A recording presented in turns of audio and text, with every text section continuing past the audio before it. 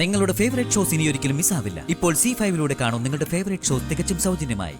ബോംബുകൾ പൊട്ടിത്തുടങ്ങി. ഇനിയാണ് പൂരം. എന്തായാലും പോയി കാണാം. ഞാൻ കരുതി കുളിക്കായിരിക്കുന്നു. ചായ ഇന്നെന്താ പതിവില്ലാതെ ഏട്ടത്തി ചായ ഇങ്ങോട്ട് കൊണ്ടുവന്നേ? ഞാൻ അവിടെ വന്ന് കുടിക്കാറല്ലേ പതിവ്. എന്തോ എനിക്ക് തോന്നി ഇന്ന് നിനക്ക് ചായ ഇവിടെ കൊണ്ടു തരണോന്ന്. നിന്റെ റൂം എനിക്ക് ഭയങ്കര ഇഷ്ടമാണ്. നീ മനോജിന്റെ കൂടെ പോയപ്പോ ജിതേട്ടനോട് ഞാൻ പറഞ്ഞതാ നമുക്ക് ഈ റൂമിലോട്ട് താമസം മാറാന്ന്. പക്ഷേ ചേട്ടൻ പറഞ്ഞു അത് വേണ്ട, നല്ല കളർ ടോണാ നിന്റെ റൂമിനെന്ന്. നല്ല റൂമല്ലേ?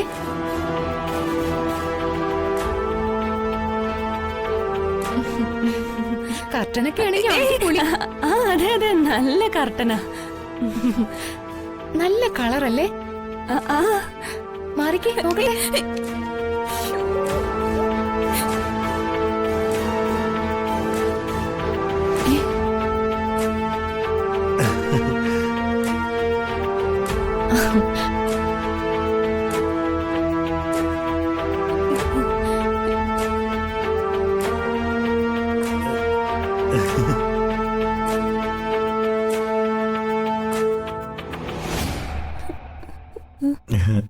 വിദ്യേച്ചി, ഗുഡ് മോർണിംഗ്.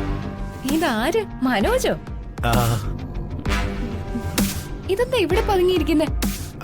ഞാൻ പതുങ്ങുന്നൊന്നല്ല, ഞാൻ പുറത്തേക്ക് നോക്കി നിന്നതാ.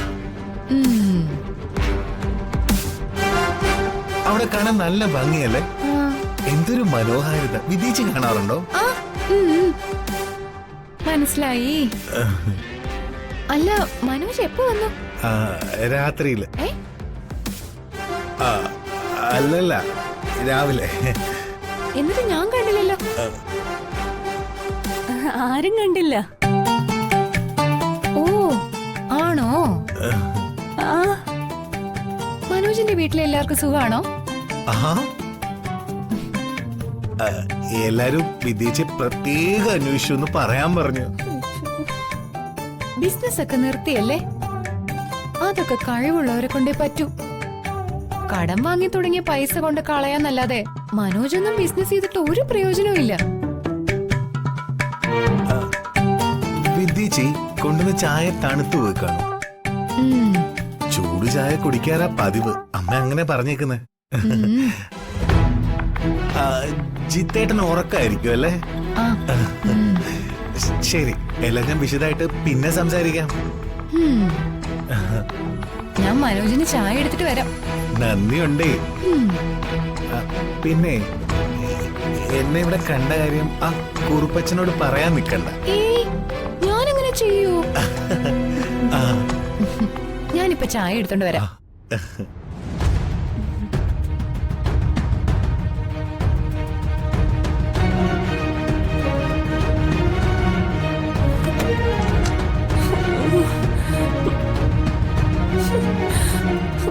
ഇനി എന്തൊക്കെ പുകലാണോ ഉണ്ടാവാൻ പോകുന്നതെന്ന് ദൈവത്തിനറിയാം. നല്ല ആളാ കണ്ടിരിക്കുന്നത്.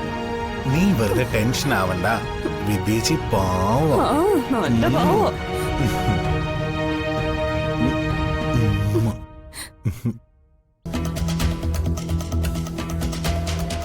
ചായ.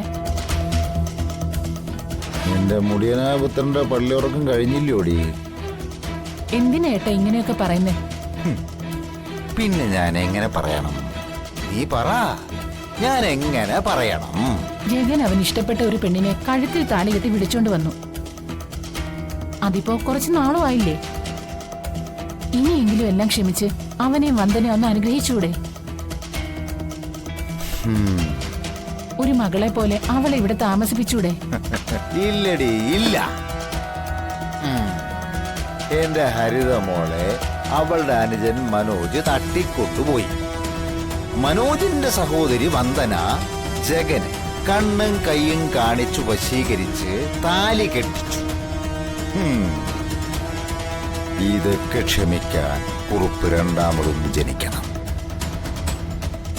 കുറുപ്പിനെ എതിർത്ത് താലി കെട്ടിയവർ ആരായിരുന്നാലും അവരുടെ സ്ഥാനം ഈ പടിക്ക് പുറത്താണ്. പിന്നെ നമുക്ക് കിട്ടേണ്ടിയിരുന്ന ചോര കുഞ്ഞിനെ ഹരിതയുടെ വയറ്റിൽ വെച്ച് കൊന്നുകളഞ്ഞവളാണ് വന്ദന. അവളോട് ക്ഷമിക്കാൻ കുറുപ്പിനാവില്ല. അതുകൊണ്ട് മേലാൽ ഇമ്മാതിരി സംസാരവും കൊണ്ട് നീ ഇനി എന്റെ കൺമുമ്പിൽ വന്ന ചവിട്ടി കൂട്ടും ഞാൻ. മനസ്സിലാവടി? അമ്മേ, മനോജ് മനോജ് എന്താ ഒന്നുമില്ല. പറയാൻ വന്ന കാര്യം പറയടി. അത് മനോജ് അവിടെ ഇവിടെ മനോജ് ഇന്നലെ ഹരിതയുടെ മുറിയിലുണ്ടായിരുന്നു. ഹരിതയുടെ മുറിയിലോ? അതെ. നീ അവനെ കണ്ടോ? കണ്ടു. എന്നിട്ട് ഈ വിവരം നീ എന്നോട് പറയാത്തത് എന്താ? അച്ഛനോട് പറഞ്ഞ വെട്ടും കൊലയും നടക്കുമെന്ന് എനിക്ക് അറിയായിരുന്നു. കുറുപ്പൊരു കിഴങ്ങനായതുകൊണ്ടാ ഒരു മകള് മതില് ചാടിയതെന്നും ഒരു മകൻ എവിടെയോ കിടന്ന അത്തപ്പാടി പെണ്ണിനെ വിളിച്ചോണ്ട് വന്നെന്നും അല്ല എന്നൊക്കെ നാട്ടുകാര് പറയുന്നേ. പ്രശ്നം ഒഴിവാക്കാനാ ഞാൻ പറയാതിരുന്നത്.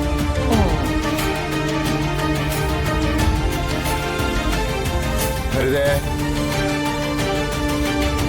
ഹരിതേ, നീ എന്തിനാണ് ഇപ്പൊ ഇതൊക്കെ ഇവിടെ പറയാൻ പോയത്? പറയാതെ പിന്നെ അല്ലാതെ അറിഞ്ഞ ഇവിടെ എന്തൊക്കെ നടക്കുമെന്ന് ഊഹിക്കല്ലോ. മാറടി അങ്ങോട്ട്.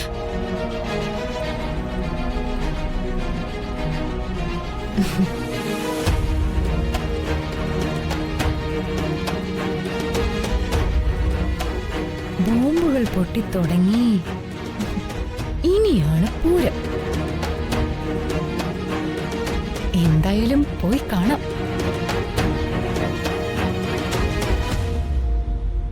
നീ എന്തിനാണോ അവിടുന്ന് പിണങ്ങി വന്നത് അതിന് പരിഹാരം കണ്ടിട്ടേ മനോജ് ഇവിടുന്ന് മടങ്ങുന്നുള്ളൂ.